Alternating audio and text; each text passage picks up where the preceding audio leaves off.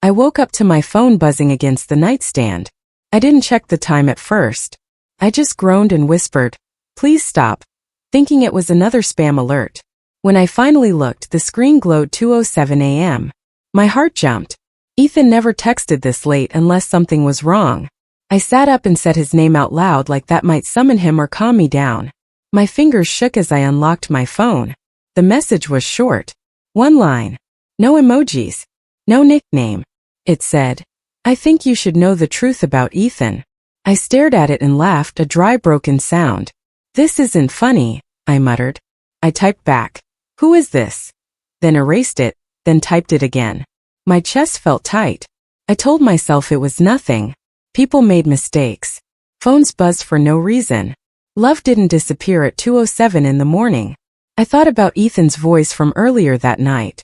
"I love you," he had said before hanging up. I had smiled and replied, "I love you more." We had been together for 3 years. 3 years of shared keys, shared plans, shared dreams. I had trusted him with my whole life. "He wouldn't hurt me," I whispered. Saying it out loud made it feel real. Made it feel safe. Another message came through before I could breathe. "I'm sorry. I didn't know how else to tell you." My stomach dropped. I typed, "Tell me what?" Then froze. My thumb hovered over send. I didn't want the answer. I wanted to throw my phone across the room and pretend the world was still the same. Just sleep, I told myself. Deal with this tomorrow. But tomorrow felt like a lie. I scrolled up and read the first message again. Then again. Each time the words cut deeper. "What truth?" I finally typed. The dots appeared, disappeared, then appeared again. I whispered, "Please stop." As if the screen could hear me. Memories rushed in without permission. Ethan holding my hand. Ethan promising forever. Ethan telling me I was the only one. When the reply came, it wasn't long. "He's been seeing someone else." I dropped the phone onto the bed like it burned. "No," I said louder this time. My voice sounded strange, like it belonged to someone else. I picked the phone back up.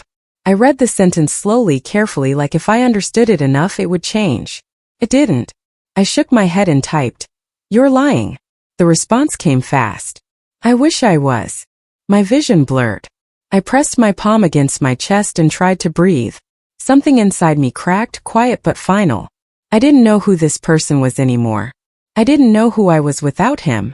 All I knew was that at 2:07 a.m. my old life ended, and I was still wide awake. I whispered, "Ethan, please call me," and hit his number. It rang once, twice, then went to voicemail. I said, "I don't understand. Just talk to me." Before hanging up, silence answered me. I stared at the ceiling and thought, this can't be real, but my tears said otherwise.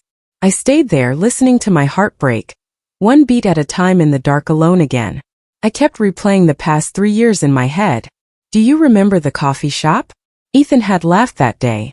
"You spilled sugar everywhere," I teased. He smiled and said, "I knew you were trouble."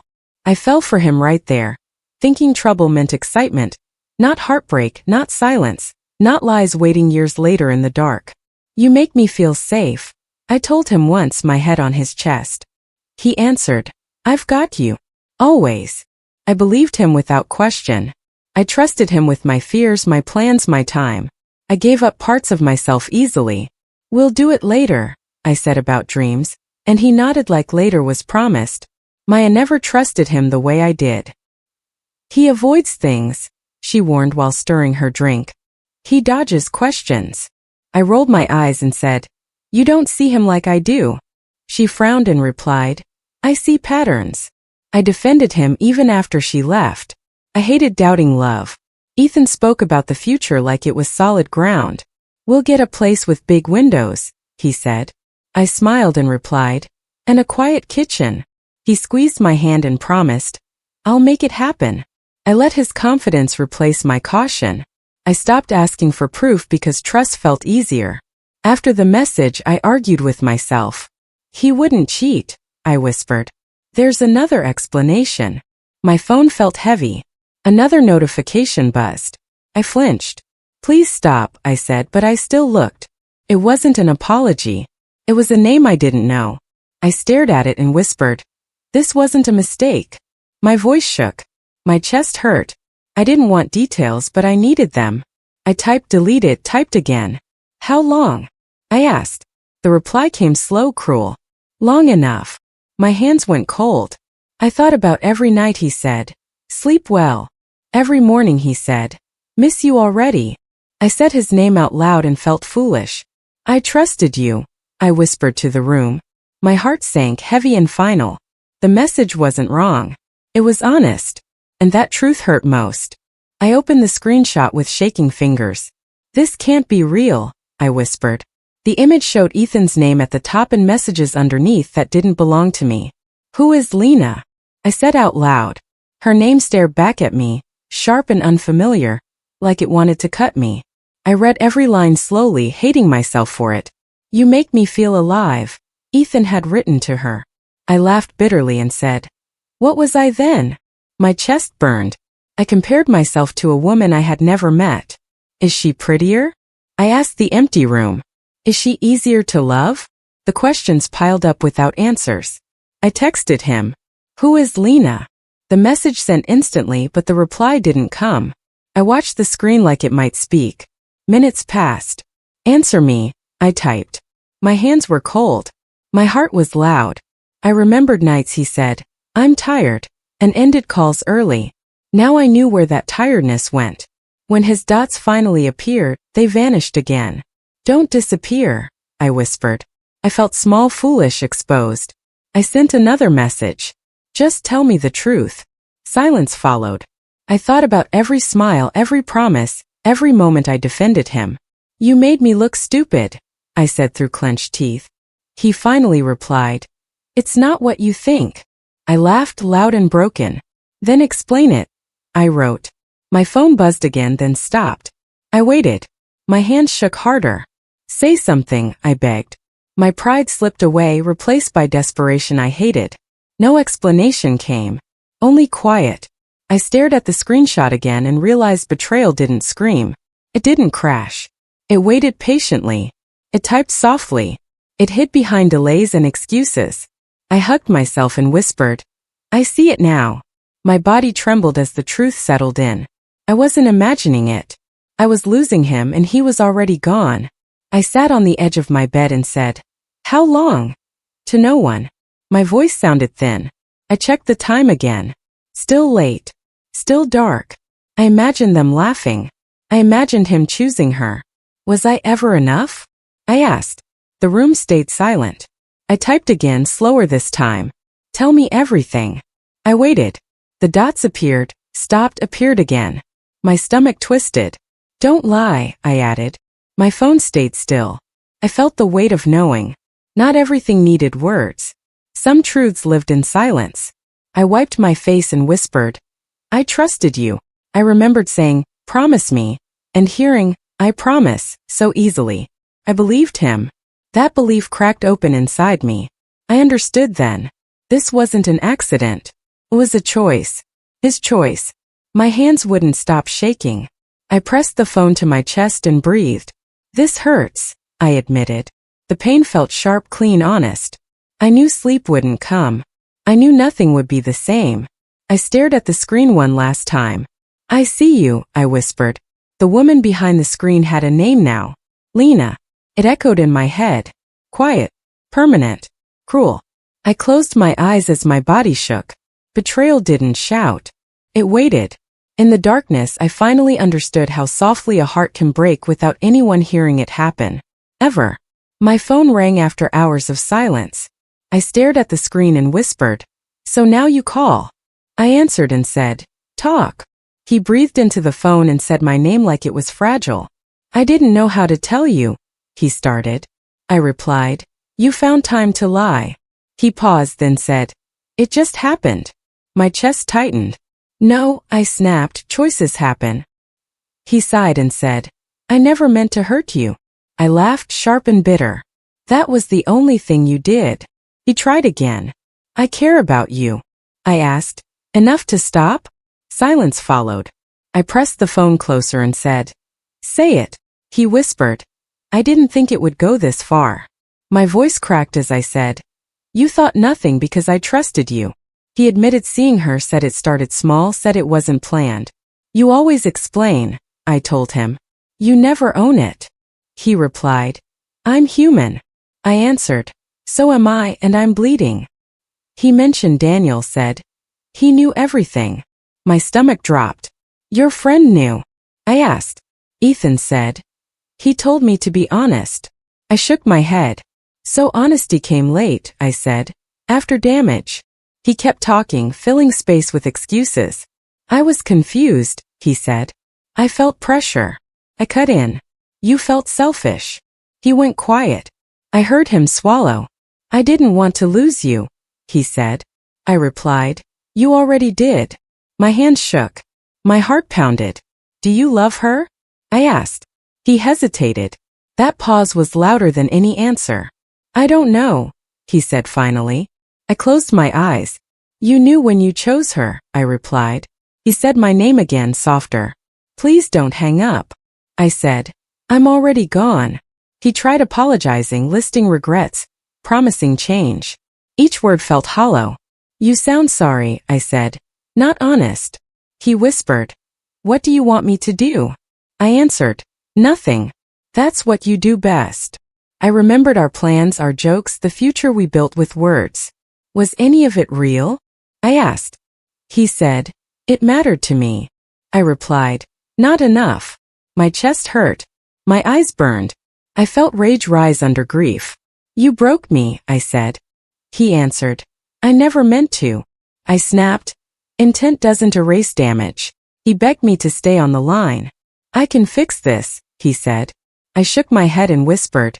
You already fixed it for yourself. My voice steadied. I trusted you, I told him. You wasted that. He said.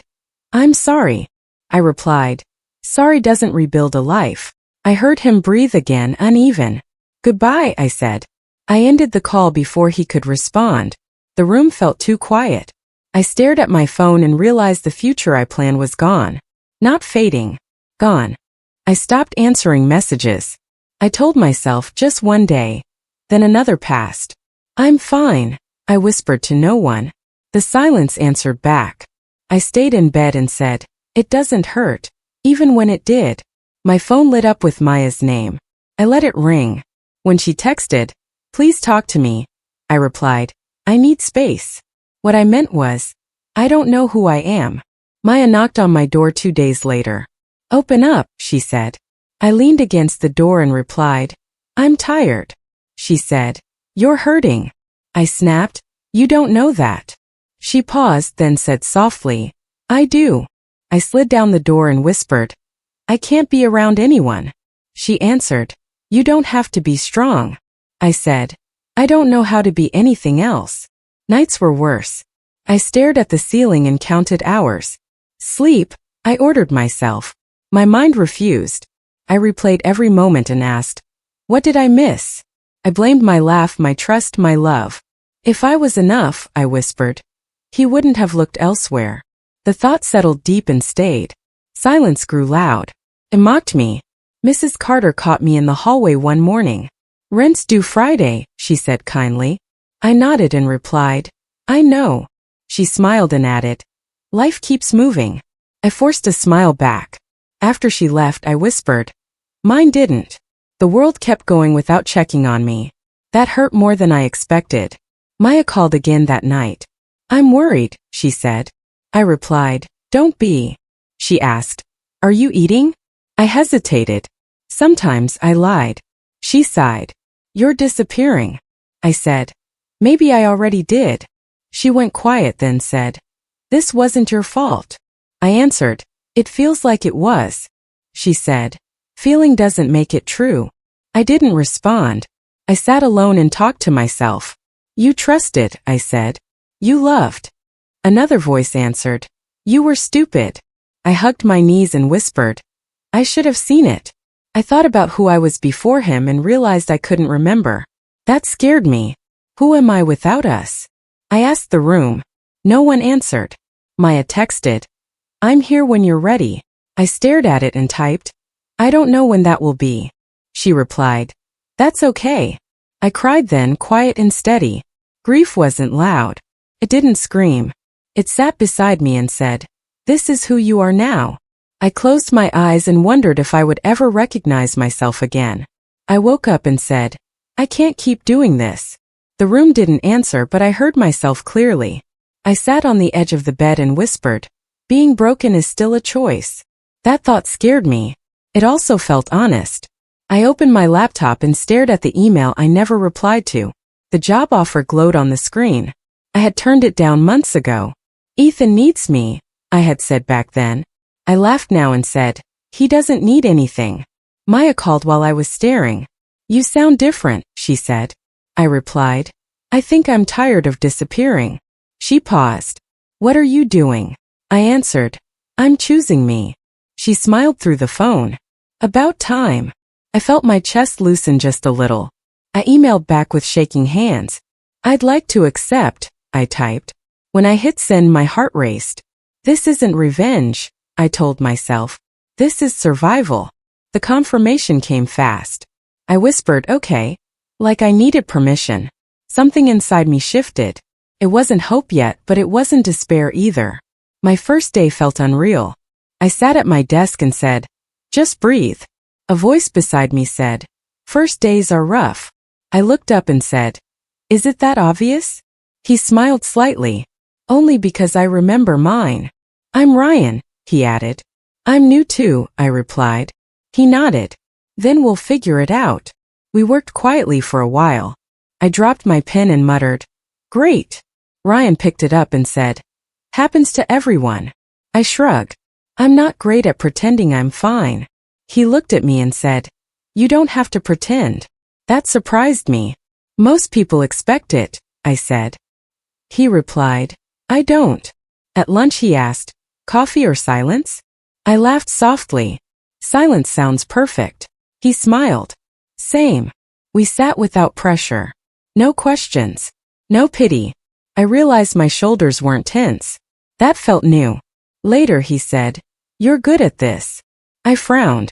"I don't feel good at anything." He shrugged. "Feelings lie sometimes." I thought about that. "You're calm," I said. He answered, "I choose to be." I nodded slowly. Choice. The word stayed with me. When the day ended, I didn't feel fixed. I still hurt, but I stood taller. I texted Maya. "I took the job." She replied, "I'm proud of you." I whispered, "I'm proud too." That felt strange. And right. On the way home, I said out loud, "I'm still healing." I paused, then added, "But I'm not powerless anymore." The words didn't hurt. They steadied me. I wasn't chasing revenge. I was building space to breathe. And for the first time in weeks, that felt like enough. Maya called me during lunch and said, "Have you heard?" I replied, "About what?" She hesitated. "Ethan." I sighed and said, "I don't want details." She answered, "I know, but you should know." I leaned back and said, "Okay, tell me." She spoke carefully. "Lena left him." I went quiet. "She what?" Maya said, "She walked away." I whispered, "I didn't think she would." Later that day, Daniel texted me. "I owe you honesty," he wrote. I stared at the screen before replying. "Then be honest." He said, "Ethan's job is on thin ice." I typed, "Why are you telling me this?" He answered, "Because I watched him ruin everything." I felt a strange twist in my chest. Not joy. Not sadness. Something heavier. Maya asked, "Are you okay?" I said, "I don't know what I'm supposed to feel."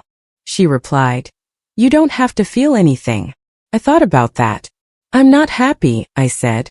"But I'm not crying either." She said, "That's growth." I laughed softly. "It feels like distance." I replayed Ethan's voice in my head and realized it sounded far away. Do I still care? I asked myself. The answer didn't come fast. I remembered nights I begged for honesty. I remembered how small I felt. "I cared then," I whispered. "Maybe that's enough." The rest of me stayed quiet. Daniel sent another message. "He keeps asking about you." I replied, "Don't answer." He said, "I won't." I appreciated that more than I expected. I stared at my phone and realized I didn't feel pulled toward Ethan's pain. I felt separate from it. That scared me and relieved me at the same time. Maya said, "This is karma." I shook my head and replied, "It doesn't feel like justice." She asked, "What does it feel like?" I thought for a moment. "Balance," I said. "Like the world correcting itself." She went quiet, then said, "You didn't do anything to cause this." I answered, "I know." That night I sat alone and said out loud, "I'm not responsible anymore." The words settled gently. I didn't celebrate his losses. I didn't wish him pain.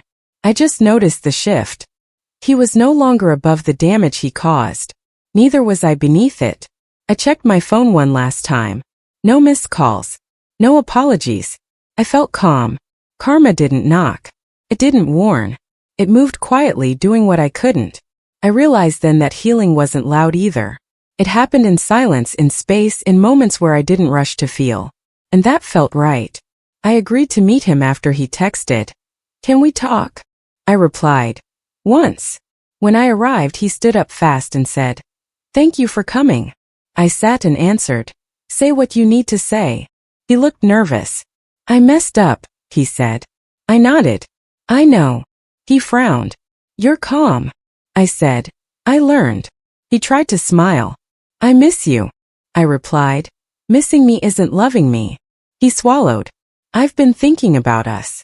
I leaned back. I stopped thinking about us. That hurt him. I saw it. I didn't soften. "You look different," he said. I answered, "I am." He started apologizing again. "I regret everything." I asked, "Do you regret hurting me or losing me?" He hesitated. I said, "That pause is your answer." He whispered my name. I replied, "Don't." He looked down. "I thought you'd wait." I said, "I chose myself." He told me he was lost. "I ruined my life," he said. I replied, "You made choices." He said, "I want another chance." I shook my head. "I don't." He asked, "Why not?" I answered, "Because peace matters more." He reached for my hand. I pulled back. "Please," he said. I replied, "Please stop." He sighed. "I didn't think you'd move on." I said, "I didn't think you'd betray me." Silence stretched. He finally said, "I deserve this." I answered, "This isn't punishment. It's consequence." He asked, "Can you forgive me?" I paused. "Forgiveness isn't required for closure," I said. He looked confused. "Then what is?" I replied, "Walking away without hate." He nodded slowly. "I see that now." I stood up and said, "Take care of yourself." He said, "Will I ever see you again?" I answered, "No." His face fell. I felt steady. I didn't rush. I didn't ache. I left the table and added, "Goodbye." Outside I breathed deeply. I said to myself, "You're free." The meeting didn't fix the past, but it ended my waiting. I realized strength wasn't loud. It was calm. And I carried it with me as I walked away. I stopped and turned back. "One more thing," I said. He looked up quickly. "I loved you honestly," I continued. "That matters to me." He nodded, eyes wet. "It mattered to me too," he said. I replied, "Then learn from it." He whispered, "I will." I answered, "I hope so." He reached into his pocket and said, "I kept this." I frowned. "You don't need to show me," I replied. He said, "I just wanted you to know I remember." I shook my head. "Memory without change is useless," I said. He flinched. "I know," he replied. "I waited too long." I answered, "Yes, you did." He asked, "Are you happy now?" I considered it. "I'm becoming happy," I said. He nodded sadly. "I wanted to be part of that." I replied, "You were part of the lesson." He winced. "That hurts," he said. I answered, "So did lying." He sighed. "You're right." I said, "I know." I checked the time and said, "I have to go." He stood as well. "Thank you for meeting me," he said. I replied, "This was for me." He nodded. "I understand." I answered, "I'm glad." I walked toward the door and heard him say, "I'm sorry."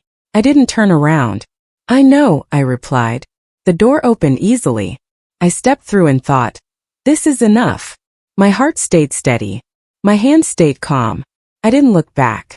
I kept walking. Freedom felt quiet, earned, and real, and I accepted it without fear for the first time. I woke up and said, "Today is mine." I poured coffee and whispered, "Let's see what I can do." Ryan appeared at my desk. "Morning," he said. I smiled faintly. "Morning." He asked, "Sleep well?" I replied, "Better than yesterday." He nodded. "That's progress." I said, "Small steps." He smiled again. "Those are the best kind." During the day, I organized my desk. "I feel different," I said to Ryan. He looked curious. "How so?" I replied, "Less heavy. Less waiting for things I can't control." He nodded. "That's strength." I laughed softly. "Feels strange calling it that." Lunch came. Ryan asked, "Want to eat together?" I paused. "Sure." We didn't talk much at first. Silence felt easy. I said, "I'm learning to like it." He replied, "Quiet moments are underrated." I agreed. They make noise less scary. Later I tackled emails. "This is harder than it looks," I muttered. Ryan leaned over. "You've got this," he said. I smiled. "Thanks. I mean it." He asked, "Do you still think about him?" I paused. "Sometimes. But it doesn't hurt like it did." He nodded. "That's growth." I whispered, "I guess so." By mid-afternoon I stood up. "I'm going for a walk." Ryan asked, "Alone?" I said, "Yes. Time to breathe." Outside I noticed the sky. "It's ordinary," I said. I smiled faintly. "Ordinary feels nice." Ryan called after me. "Thinking about more than work?" I laughed softly. "Always. I'm thinking about me." He said, "Good. Keep at it." I nodded. "I will." Back at my desk I rearranged papers. "Control where I can," I said. Ryan noticed. "Looks like a new you." I smiled. "I hope it's permanent." He replied, "It starts permanent when you choose it." At home I cooked dinner. "I can do this," I said aloud. The apartment felt warmer. I whispered, "I am enough." Ryan texted, "How was your day?" I typed back, "Better. Peaceful." He replied, "That's good." I smiled. I lay in bed and said, "Pain reshaped me, didn't destroy me." I touched my chest. "I survived it." Ryan texted again, "Proud of you." I whispered, "So am I." I closed my eyes. The quiet felt steady. I wasn't waiting for anyone anymore. I was someone new. My phone buzzed and I saw Ethan's name. I froze and whispered, "Why now?" I opened the message. It was long. So long. Words I once begged for, promises I used to crave. "I'm sorry. I was selfish. I was blind. I never meant to hurt you," it began. I read each line slowly. My hands didn't shake. My chest didn't tighten. I whispered, "Too late." He wrote about regret. I thought about every night we spent together. Every promise I broke. I nodded at the screen. "Yes, I remember all of that." He continued, "I wanted to be better, to fix everything, but I waited too long." I said softly, "Exactly. Timing mattered more than words." Always had. He begged forgiveness. "Can you ever forgive me?" I read and didn't reply. I whispered, "Forgiveness doesn't erase the damage." He explained, "I've changed. I learned. I see now what I lost." I stared at the phone and thought, I already lost him when I trusted him. No amount of apology could bring back those years. The message listed memories. "Remember when we laughed until morning? Remember our first trip?"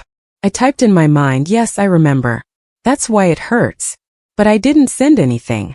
The apology was thorough, precise, desperate. Still, it arrived late, after I had rebuilt myself in silence. I said, "Too late, Ethan. This doesn't belong to you anymore." He wrote, "I'll never stop hoping you understand." I whispered to the room, "I do understand. I just don't care anymore." I set the phone down.